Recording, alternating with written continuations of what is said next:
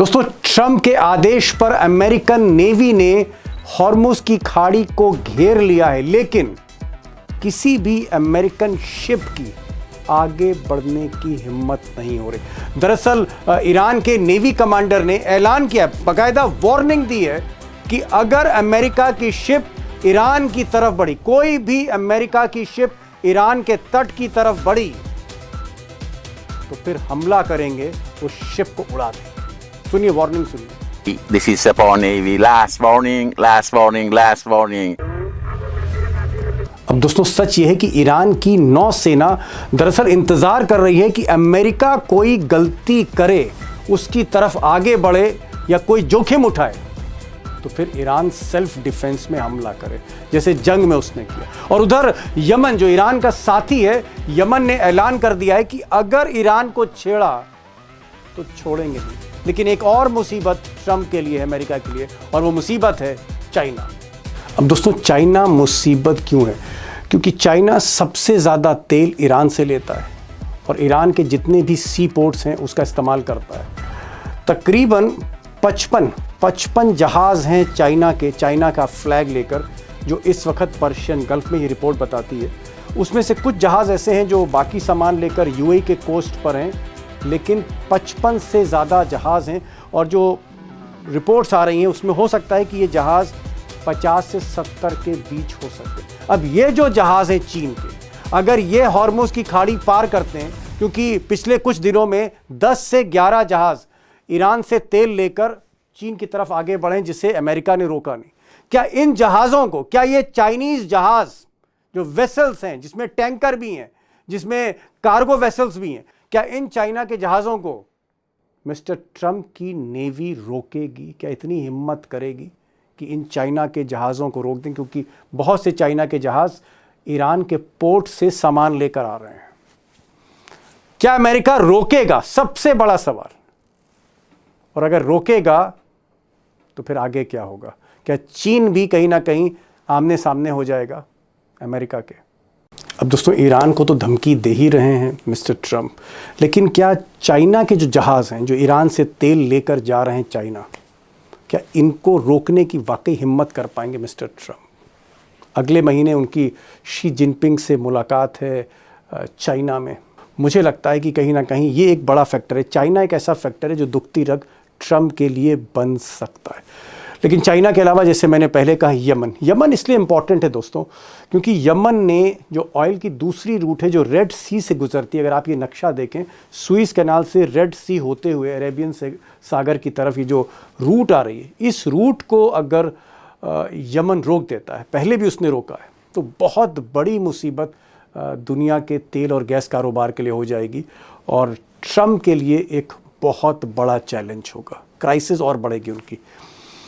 इस बीच ट्रंप ने अभी कुछ ही देर पहले अपनी प्रेस कॉन्फ्रेंस करी है और प्रेस कॉन्फ्रेंस में उन्होंने कहा है कि वो ईरान की जितनी भी शिप्स हैं उनको रोकेंगे। जो भी शिप, चाइना का नाम तो नहीं लिया, जो भी शिप वहाँ से आएगी मैं उसको रोकूंगा। और एक और बात उससे थोड़ी देर पहले उन्होंने कही कि जो भी शिप अगर हॉर्मुज की खाड़ी से निकलती है, ईरान से तेल गैस लेती है, हम इसके साथ वही सलूक करेंगे जो हम ड्रग के कारोबारियों के साथ करते हैं, यानी पूरी शिप को उड़ा देंगे। अब दोस्तों, ट्रंप गीदड़ भपकी दे रहे हैं, ट्रंप धमकी दे रहे हैं, ट्रंप सीरियस हैं, या ट्रंप 2 कदम आगे बढ़ के 3 कदम पीछे हट जाएंगे, मुझे नहीं मालूम। लेकिन एक बात एकदम तय है कि बहुत बड़ी क्राइसिस हो सकती है कि अगर यूएस नेवी ने कहीं पर कोई मिस एडवेंचर कर दिया, अगर वो हॉर्मुज की खाड़ी की तरफ बढ़े, तो ईरान ने कहा है कि जंग दोबारा शुरू हो सकती है। ये एक बहुत बड़ा खतरा है और इससे एक सवाल बहुत बड़ा है।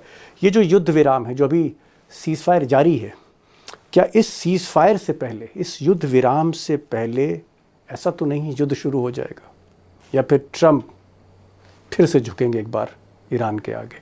बहुत से पेचीदा मसले हैं और चाइना फैक्टर जैसे सामने आ गया है, ये भी एक बहुत बड़ा, मैं कह सकता हूँ, चैलेंज है अमेरिकन नेवी के लिए कि क्या वो चाइना को रोकते नहीं रोकते, चाइना का रुख क्या होगा। 2 खास मेहमान हैं हमारे साथ। बॉबी नकवी साहब हैं, गल्फ न्यूज़ के एडिटर रहे, 24-25 साल से रिपोर्टिंग मिडिल ईस्ट की कर रहे हैं, और हमारे साथ अमरीश मिश्रा हैं। कई मैंने इनसे सवाल पूछे, मैंने इनसे ये भी पूछा है और आज पहली बार आपको अंदर की खबर भी बताने जा रहा हूँ कि वो आखिर क्या वजह थी जिसकी वजह से ट्रंप ने डील, बातचीत तोड़ दी इस्लामाबाद में। क्या उसके पीछे पैसे का खेल था? ट्रंप कुछ कमाई चाह रहे थे? पूरी बातचीत सुनिएगा बॉबी नकवी की और अमरीश मिश्रा की आखिर तक। बॉबी भाई, मेरा जो सीधा सवाल है, वेरी स्ट्रेट क्वेश्चन, कि ट्रंप जो है वो गीदड़ भभकी दे रहे हैं, ट्रंप सिर्फ धमका रहे हैं, या वाकई वो युद्ध करना चाह रहे हैं?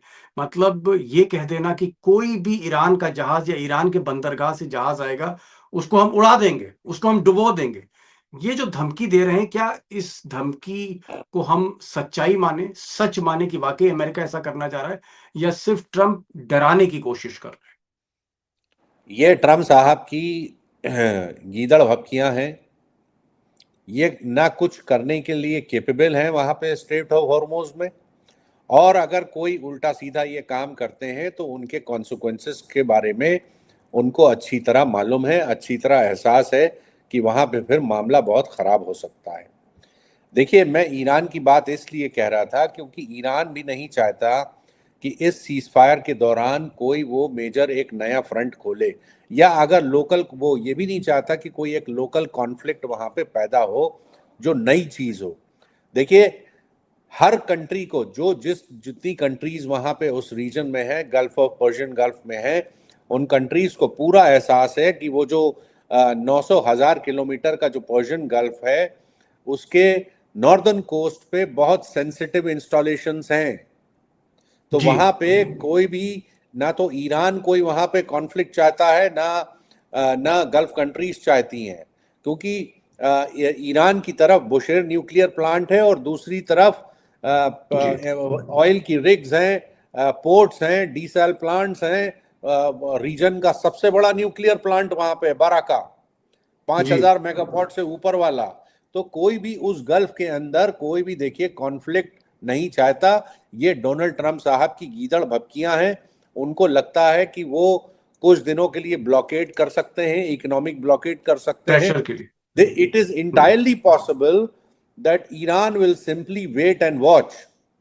ईरान कोई प्रोएक्टिवली किसी अमेरिका की नेवी शिप पे हमला नहीं करेगा जब तक कोई बहुत मेजर एग्रेसिव एक्शन अमेरिका की तरफ से नहीं लिया जाता। जी, बॉबी नकवी कह रहे हैं कि जहां पर समंदर में ये जो आप कह सकते हैं टसल है, आमने सामने आर पार का, वहां पर चारों तरफ, उसके चारों तरफ, उस समंदर के चारों तरफ न्यूक्लियर पावर प्लांट हैं, रिफाइनरीज हैं, ऑयल फील्ड्स हैं, गैस फील्ड्स हैं, और अगर वहां पर जंग शुरू हो गई तो इतनी तबाही होगी कि शायद आप कह सकते हैं कि उसकी भरपाई करना बहुत मुश्किल है। अमरीश भाई, एक सवाल यहाँ पर बनता है, मान लीजिए ट्रंप का कोई भरोसा नहीं है कि ट्रंप अगले घंटे क्या करेंगे, कल सुबह क्या बोलेंगे, क्या एक्शन लेंगे। मान लीजिए कि उनके जो वॉरशिप्स हैं, उनके जो डिस्ट्रॉयर हैं नेवी के, अगर वो आगे बढ़ जाते हैं, अगर वो हॉर्मुज की तरफ बढ़ जाते हैं और ईरान के तट के करीब आ जाते हैं, अगर इस तरह का वो एक आक्रामक रुख अपनाते हैं, तो क्या आपको लगता है कि जो ईरान की नेवी है फायर कर देगी, जैसा कि ईरान की नेवी वार्निंग दे रही? क्या अगर ट्रंप के जहाज अंदर घुसे ईरान के टेरिटोरियल वाटर्स में, तो फिर जवाबी हमला कर सकता है ईरान? देखिए दीपक जी, जो अभी नेवी के नए चीफ हैं, मेरे ख्याल से शामान ईरानी उनका नाम है, उन्होंने वार्निंग दी है। उन्होंने कहा है कि अगर जरा भी एक कदम भी गलत अमेरिका ने उठाया तो इसके नतीजे बहुत घातक होंगे। और उसके साथ साथ इस्माइल कानी का भी बयान आ गया।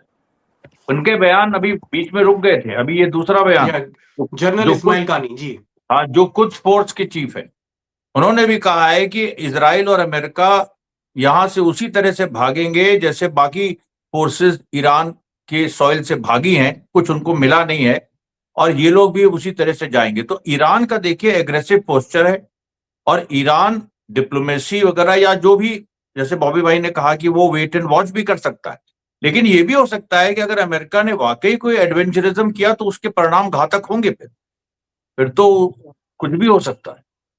और ये बात सही है कि वो बहुत ही सेंसिटिव जगह है, वो वहां पर न्यूक्लियर पावर प्लांट्स हैं, ऑयल रिग्स हैं, तो वो तो एक तरह से पानी में आग लगाना ही है। समझ गए नहीं, और बल्कि पानी में आग नहीं लग रही, तेल में ही सीधे आग लगेगी, तेल और हाँ, गैस में। बिल्कुल। बॉबी भाई एक चीज और, एक सिचुएशन है कि ईरान से जो तेल लेकर जहाज जा रहे हैं, फैक्ट ये है, मैं बहुत ही वॉशिंगटन पोस्ट की खबर का हवाला देते हुए बता रहा हूं, ज्यादातर जहाज चाइना के हैं। चाइना के जहाज तेल लेकर, पेट्रोलियम प्रोडक्ट्स लेकर ईरान के बंदरगाहों से वो चाइना जा रहे हैं। तो क्या चाइना के जहाज, अगर वो 70% हैं, 60% हैं, यानी 10 में से 6 जहाज चाइना के हैं, तो क्या हिम्मत कर पाएंगे ट्रंप उनको रोकने की, चाइना को? हालांकि उन्होंने कहा है, एक जगह उन्होंने आज बयान दिया है, कैमरे पर बयान दिया है कि अगर चाइना का जहाज तेल लेकर या गैस लेकर हमारी आंखों के सामने से निकला, यानी रास्ते से निकला, तो बहुत बड़ी मुसीबत में चाइना फंस जाएगा। ये ट्रंप का बयान है।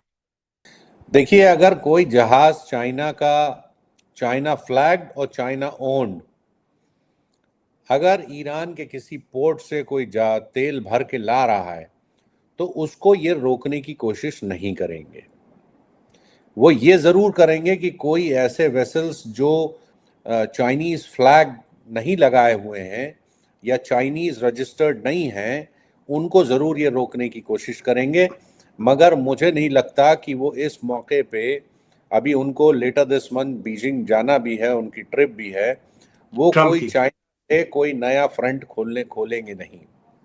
वो चाइना के जहाज को हो सकता है कि वो जाने दें, क्योंकि चाइना के जहाज को रोकना मतलब उसको डिटेन करना, फिर वो एक नया क्राइसिस इन्वॉल्व शुरू हो जाएगा। और अमेरिका मेरे ख्याल से इस वक्त पे, ऐसे टाइम पे जब वो ईरान से जंग लड़ रहा है और उस जंग में मालूम है कि चाइना एक ईरान का एलाई है, वो चाइना को नाराज इस टाइम नहीं करेगा नहीं कर और उनके वेसल को रोकना बहुत मुश्किल है। हालांकि आई वोंट बी सरप्राइज कि अगर ऐसा हो जाता है तो भी वो ज़्यादा से ज़्यादा 1-2 दिन वो डिटेन करके उस शिप को इवेंचुअली वो जाने देंगे। बिकॉज देखिए, एक बात ये समझ लीजिए कि चाइना का एलाई जो है, चाइना के दोस्त जो हैं, वो खाली ईरान नहीं है उस रीजन में भी, गल्फ की सारी कंट्रीज जो हैं उससे चाइना के बहुत अच्छे रिश्ते हैं। जी, अमरीश भाई, बॉबी भाई कह रहे हैं कि भाई भले ही 10 में 6 जहाज चाइना के हों समंदर में, लेकिन ट्रंप की जो नौसेना है, जो नेवी है, भले ही वो सबसे दुनिया की ताकतवर नेवी हो, वो हिमाकत नहीं कर पाएगी चाइना के जहाज को रोकने की। लेकिन मेरा मानना यह है कि अगर चाइना के जहाज आप रोक नहीं पा रहे हैं और 10 में से 6 जहाज चाइना के हैं, तो फिर इसका मतलब क्या हुआ ब्लॉकेड का? फिर मतलब क्या है? नहीं, मतलब देखिए, ऐसा है ना दीपक जी, दो चीजें हैं। एक तो ये भी संभावना है कि वो 1-2 दिन डिटेन करेंगे दिखाने के लिए और उस पर बयानबाजी करेंगे और फिर छोड़ देंगे। और इस तरह से आज अमेरिका के एक कांग्रेसमैन हैं, क्रिस मोफी, उन्होंने ट्वीट भी किया। उन्होंने कहा है कि ड्रामा होगा, ट्रंप करेंगे कुछ नहीं, ये उन्होंने कहा है साफ तौर पे। लेकिन इसमें एक बात और है, वो ये बात है जो जुड़ती है पोप के साथ, जो इनका झगड़ा, जो एक इन्होंने नई कंट्रोवर्सी नया ट्रंप ने फ्रंट शुरू, खोल दिया आज। नया जी। फ्रंट खोल दिया, ये भी ध्यान डाइवर्ट करने के लिए। देखिए, और एक जायनिस्ट लॉबी को भी सेटिस्फाई करना चाहते हैं। एक चीज आप शायद दर्शकों के लिए जरूरी है, पोप कैथोलिक पोप है, वो कैथोलिक चर्च के चीफ है। ट्रंप प्रोटेस्टेंट है। अमेरिका में व्हाइट एंग्लो सैक्सन प्रोटेस्टेंट वो मेजोरिटी में है, ठीक है। और उनका जायनिस्ट के साथ एक अलायंस है जिसको वॉस्प जायनिस्ट अलायंस कहते हैं। ये इजरायली यहूदी लॉबी को सिग्नल दे रहे हैं कि देखो, हम ट्रंप से भिड़ गए तुम्हारे लिए। और अपने अमेरिकन को भी वो जानते हैं कि बहुत कैथोलिक्स अमेरिका में कम है, तो उनके वोट बेस पे कोई ज्यादा फर्क नहीं ठीक है। पड़ेगा।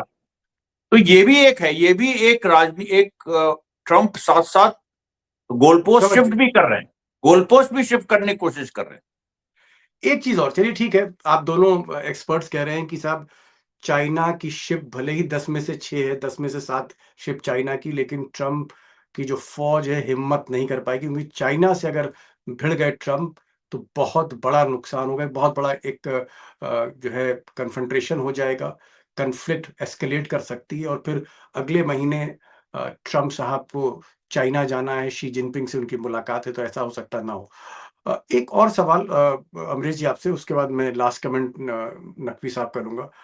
यमन ने आज कहा है, यमन ने कहा है कि अगर खुदा न खास्ता अमेरिका ने आंख तरेरी और इजराइल ने फिर से ईरान को छेड़ा तो हम नहीं छोड़ेंगे।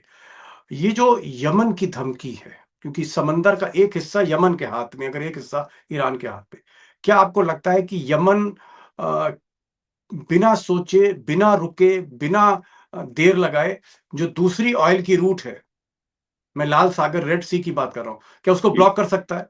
यमन ब्लॉक बिल्कुल कर कर सकता सकता है? है, बिल्कुल 100 उसने पहले किया है। देखिए 2 साल ऐसे थे जिसमें इजरायली शिप या इजराइल से जुड़ी शिप, यहां तक कि जो इजराइल का फ्लैग भी लेके नहीं चल रही थी लेकिन इजराइल से लिंक था, उनको उसको आने जाने नहीं दे रहे थे। शिप्स वहां से अगवा कर ली गई। 2 शिप्स 2024 में, 2025 में सिंक कर दी गई, डुबो दी गई। अब ऐसी स्थिति में आप बताइए कि यमन के पास वो ताकत है कि वो बाबल मंदाब बंद कर सकता है, और उसको कोई चैलेंज करने वाला वहां नहीं है इस समय। अमेरिका पीछे हट चुका है। अमेरिका का हैरी ट्रूमैन कैरियर और सब कोई ये सब जाके पीछे हट चुके हैं।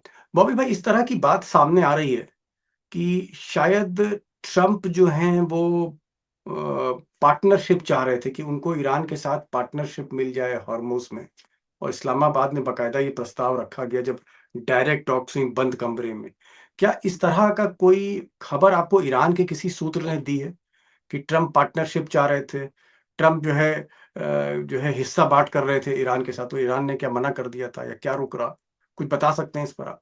देखिए, ईरान के एक मेंबर ऑफ पार्लियामेंट हैं जो उस डेलीगेशन का हिस्सा थे जो इस्लामाबाद गया था। उन्होंने ऑन रिकॉर्ड ये कहा है अपने एक टीवी के इंटरव्यू में कि दो चीज़ों पे बात फंस गई थी। पहली बात तो ये कि वो इंसिस्ट कर रहे थे कि साहब 20 साल के लिए आप कमिटमेंट करिए कि यूरेनियम आप एनरिचमेंट 20 साल के लिए बंद कर देंगे। दूसरी जो बात फंसी थी वो ये थी कि वो ये चाह रहे थे कि स्ट्रेट ऑफ हॉर्मोज जो है वो अमेरिका और ईरान दोनों मिल के मैनेज करें, जो ईरान को दोनों चीज़ें एक्सेप्टेबल नहीं थी। इसी पे बात टूट गई। देखिए, ओहो। हाँ जी, तो ये डोनाल्ड ट्रंप साहब पहले भी कह चुके हैं कि इसमें I will manage the straight of Hormuz with the new ayatollah. ये उनके जी। शब्द थे, ये उनके शब्द थे। तो उनके लिए देखिए, उनको भी, डोनाल्ड ट्रंप साहब को भी एक एक वक्त पे वो स्ट्रेट ऑफ हॉर्मोज का जो रेवेन्यू है, पोटेंशियल रेवेन्यू, वो देख के उनकी भी आंखें चमकी थी, लार टपक गई थी। ला जी, जी, टपक जी, गई जी। थी उन। जी। अमरीश भाई, आखिरी आखिरी आपसे स्टेटमेंट ले लूं।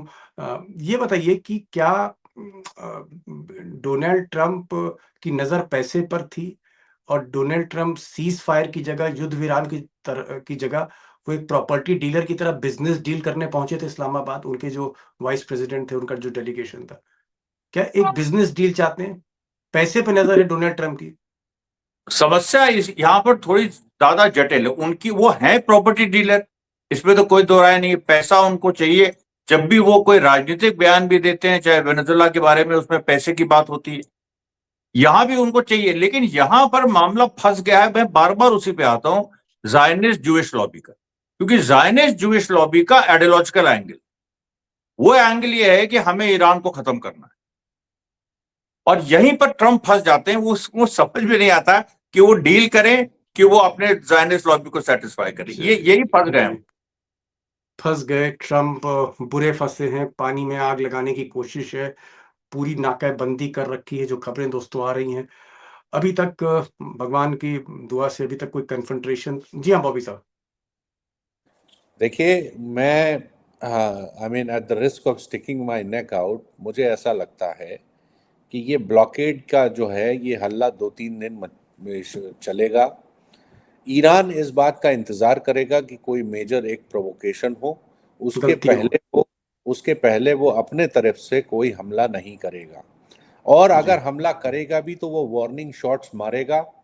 और वो ये पहले करके देख चुके हैं कि जब उन्होंने रेडियो पे वार्निंग इशू की थी कि आधे घंटे में आपको उड़ा दिया जाएगा अगर आप पीछे नहीं घूमे, तो उनको लगता है कि कोई भी नेवी का, यूएस नेवी का कैप्टन या कमांडर इतनी बड़ी रिस्क नहीं लेगा कि वार्निंग के बावजूद जो है वो अंदर घुसता हुआ चला आए। तो ईरान यही उम्मीद कर रहा है कि उसको कोई हमला ना जी। करना पड़े। जी। जी।